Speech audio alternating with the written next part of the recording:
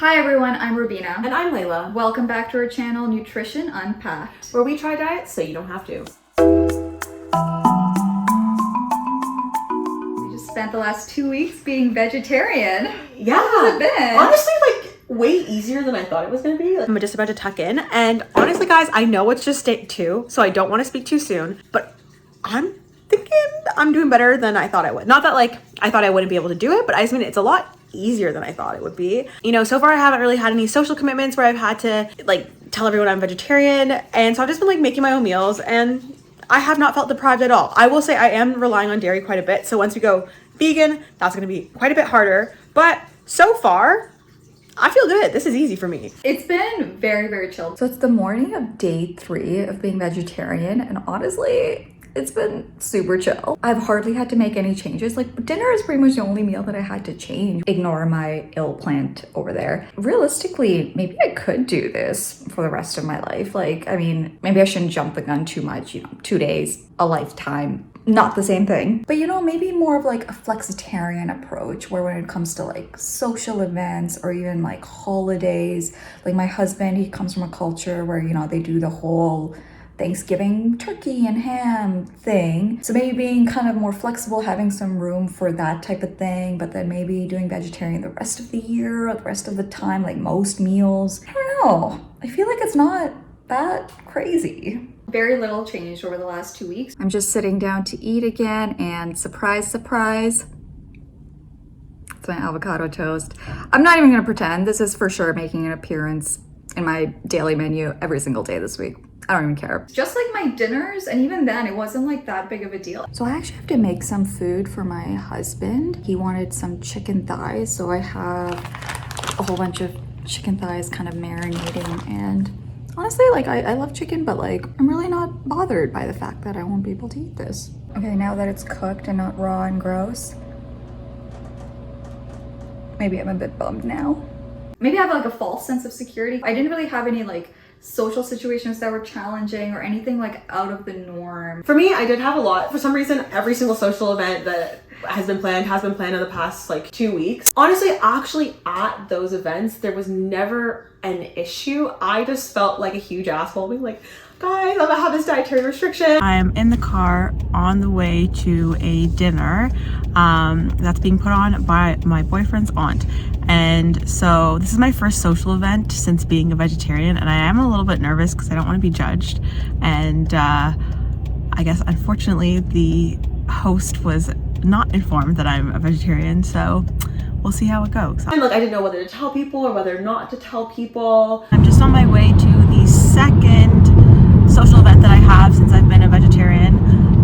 This one, I also haven't informed the host that I am a vegetarian, so I'm just gonna go and eat the sides. And I think my thought process here is I don't want to stress people out by telling them beforehand where they think they have to cook me something different. I'm a little bit nervous, but we'll see how it goes. Some of these events were my boyfriend's family members, so I was extra anxious of oh my god, what if his aunt thinks I'm the most picky, horrible person in the world. There was a work get together as well this week. I'm going to my brother's house. That one I felt super bad about. So many restaurants, and that wasn't too bad because it's kind of you just order whatever you want. But there's also just not that many vegetarian options, which I was surprised by. I am at a trivia night with my friends at a pub, and this is the first time that being a vegetarian has really caused an issue because I'm looking at their menu and there's actually not that much that is meat-free. Everything either has bacon or chicken or something in it. And I had to have the most janky quesadilla ever. It was really gross. I did have a bit of an epiphany during the first week. A part of me is oh, that was a really cool learning. And then another part of me is am I dumb? For not having realized this before. Essentially, I think in my mind, the way that I'd conceptualized these diets was that you have carnivores on one end of the spectrum, omnivores in the middle, and then vegans and vegetarians over there.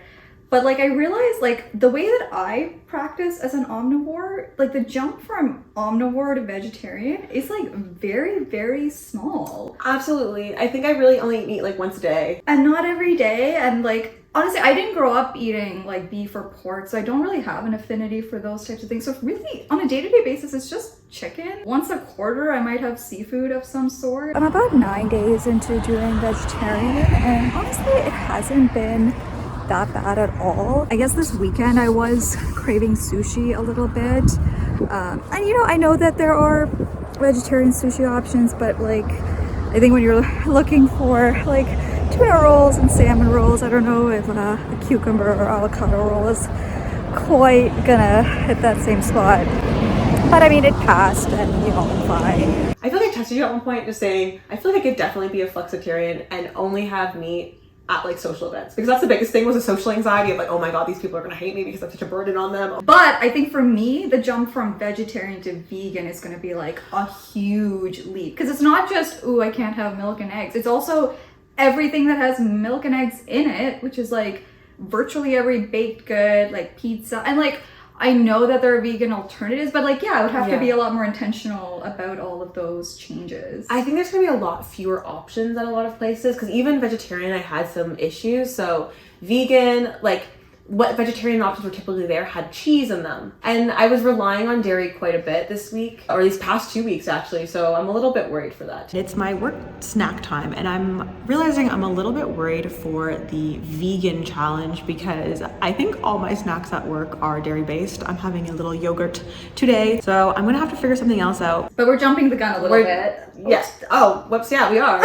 Honestly, it's been on my mind so much, like how the next 2 weeks are gonna go. When we had our video 2 weeks ago, we talked a lot about the current evidence around vegetarianism and the fact that it does seem to be associated with a lot of positive health outcomes like reduced risk for cardiovascular disease and diabetes. I think it's important to remember, I think like even terms like vegetarian and veganism, when you think about it, really they're conveying what you don't eat more so than what you do eat. Technically, you could eat nothing but potato chips and Oreos all day, and that would be a valid form of vegetarianism. I had a roommate in first year, and she was a vegetarian. Never saw the girl eat a vegetable. Never saw her eat a vegetable. It was Kraft dinner and cookie dough. And you know, unless you have stellar genetics, maybe not the best for your overall long-term health. Correct. It's not necessarily that just removing meat from your diet automatically makes a diet healthful. There's actually not a lot of research in this area. As we've seen more and more plant-based foods come out, this is something that people are starting to inquire a bit more about. We're seeing a lot more people becoming vegetarian and vegan and choosing more of the ultra-processed food options. But what has been found in studies of plant-based diets is that when they look at people who are following plant-based diets, the healthfulness of the plant-based diet is important when we're talking about overall health outcomes. Plant-based diets that prioritize things like fruits and vegetables and whole grains and legumes and nuts and seeds, coffee, tea, do seem to be health promoting and can reduce risk for various disease states,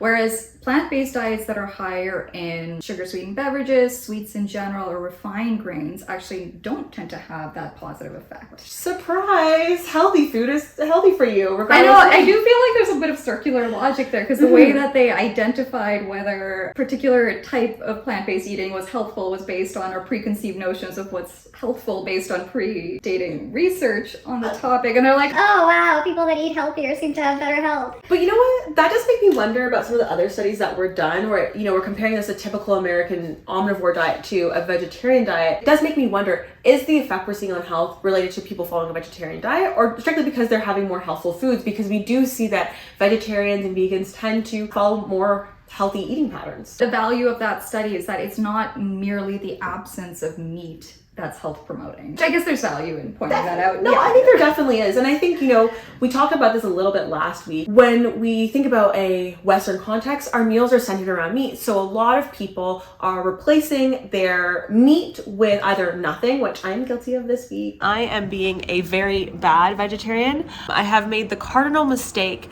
of really just removing meat from my meal without thinking about the, I guess, nutritional quality. I'm having pesto pasta, which is delicious and I love it, but unfortunately isn't like the complete meal that I probably should have planned out. It's been a busy week. It's been a busy week. Or they're replacing it with these meat alternatives. I actually got some Thai food. I got a pad gra prao. Someone's gonna eat me up for my pronunciation, with omni pork, which is, I think, a vegan meat alternative. Meat alternatives haven't really been out for that long. We don't really know what the effects are of them. A lot of these alternatives can be classified as processed or even ultra processed. And even though we don't necessarily have a robust amount of research on those types of products specifically, we do know that diets that are higher in ultra processed foods in general do tend to be directly associated with poorer health outcomes, including cardiovascular disease, diabetes, cancer, stroke, weight gain, other inflammatory conditions. And that's not to say like never eat these things. It's just bring this to mind. If you are a vegetarian or vegan or thinking of becoming so,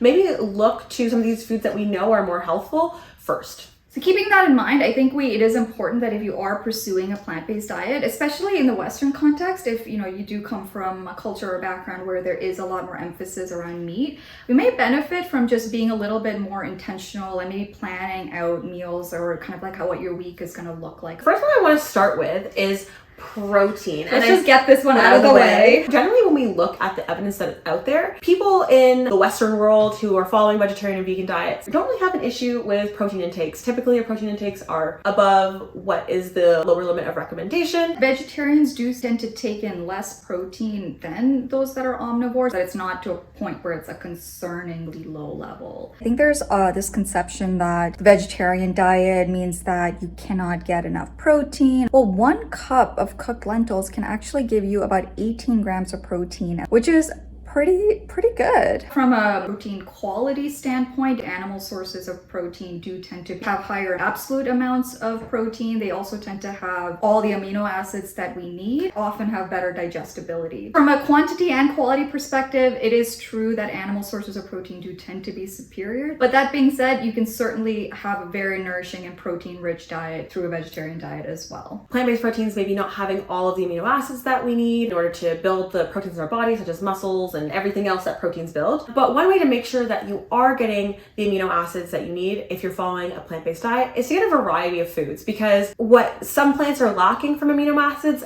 other plants have. So a good example of this is grains are lacking certain amino acids that legumes have. Canned beans and lentils are such a convenient way to add legumes to your diet. There's this notion or this idea that canned foods must not be as healthy for you, but they certainly can be. They can certainly provide a lot of valuable nutrients in a very convenient way. Run it under water, just rinse it off. That actually can help with reducing the sodium content of the bean or legume or whatever that you're having. So grains and legumes are a great thing to pair together, or just make sure that you're having them throughout your day. This is not something that you need to necessarily stress about. I think in the past there was this idea that every meal needed to have that perfect, complete protein balance. As long as you have the balance of those amino acids throughout the course of a day, you're probably okay. But also a lot of meals in general, I think they do inherently have that balance. Vegetarian black bean tacos. I've recently come to learn that apparently there's a very contentious debate between wheat tortillas and corn tortillas for tacos.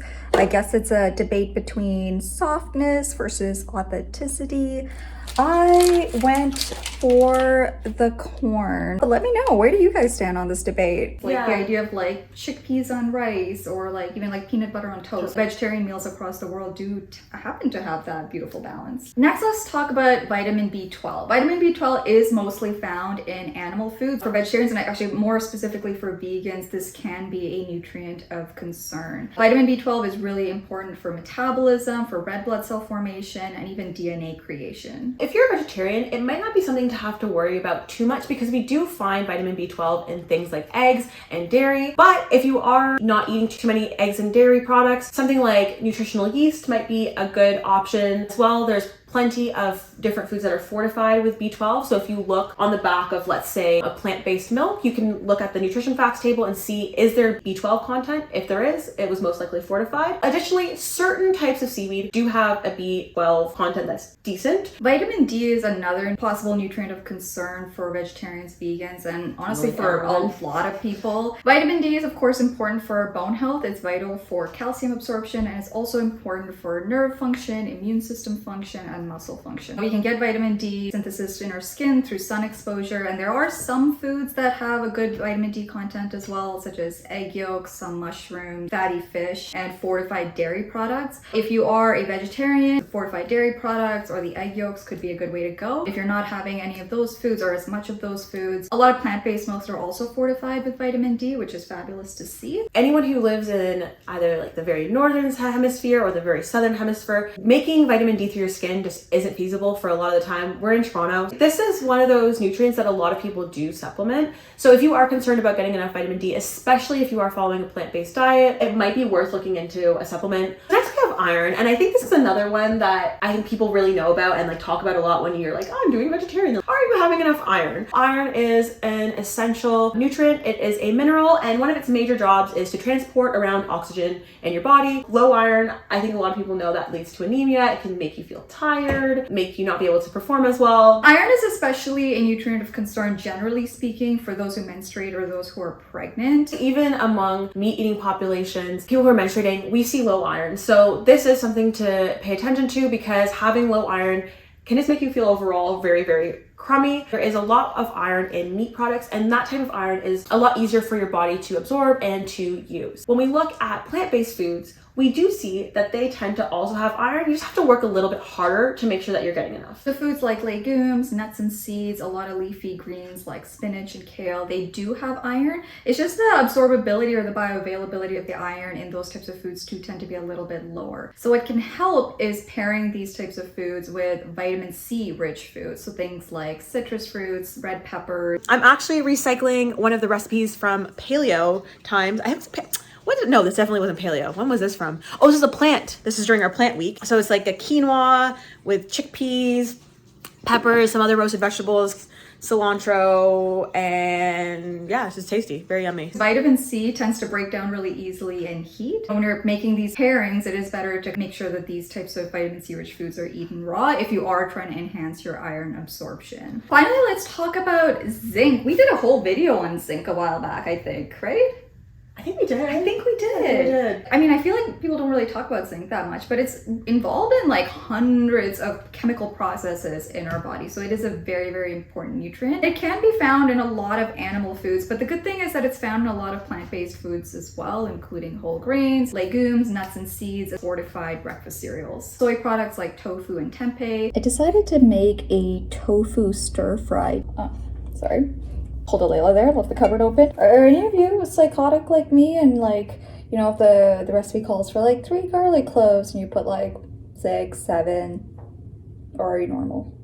I know sometimes we talk about how supplements can be really helpful, and I know people often like to supplement zinc, especially if they're feeling sick or think they're gonna get sick.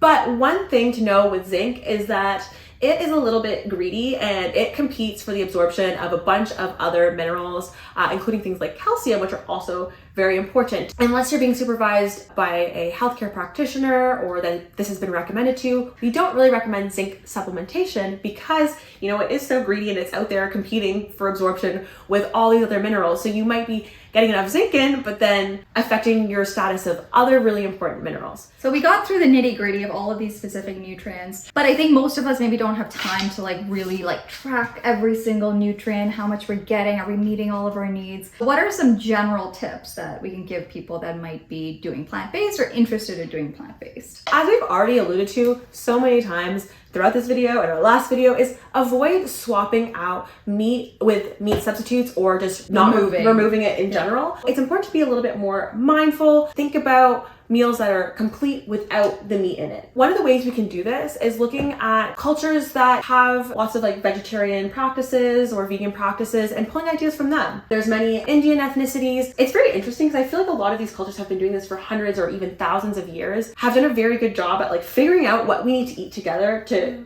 be healthy. So fascinating. Yeah, like the complete protein thing. It's so interesting. Almost any culture you look at, you know, we have rice and beans together and stuff like that. So I find it fascinating. Like, how did that happen? Or is it just the people that did that happen to live longer? Like, I assume that's probably what happened. You also can look to other cultures. Buddhist faith, if we look in Japan, China, certain areas in the Philippines and Korea, we see that there are vegetarian and vegan traditions that are followed. Something that I've become more familiar with as well recently is Jamaican Ital food, which is the food of the Rastafarian faith, as well as if you look at Ethiopia and Eritrea. If we look to North Africa, we can see there's some vegetarian cuisines from Morocco, Algeria, Libya, and Tunisia. I think the important takeaway in general is, you know, if there is an opportunity to prioritize kind of whole foods in general, whole grains, legumes, nuts, seeds, fruits, vegetables, that's probably going to be a much more health promoting way to live a plant-based lifestyle. Different foods have different nutrients, and to make sure that you're getting enough of all the different nutrients out there, include a variety of foods. And this is important for everyone, and not just vegetarians, not just vegans. So this weekend, we're wrapping up our vegetarian experience, and next up, we're kicking it up, I think 800 levels. Yeah. And gonna be doing the Vegan. vegan diet for 2 weeks. Honestly, the vegan diet, I think is going to be a lot harder. It's gonna be tough. Honestly, it might be harder than the paleo. I do think vegan is gonna be harder. So watch us possibly be miserable, or maybe we're gonna be living our best life. Maybe we we're will. gonna be thriving. Thank you so much for watching. Be sure to like, comment, and subscribe. Hit that notification bell so you never miss a video. Follow us on Instagram and TikTok. Why do I always feel? Is there more? I think I said all. I think you said everything. Okay. Thanks for watching. Bye.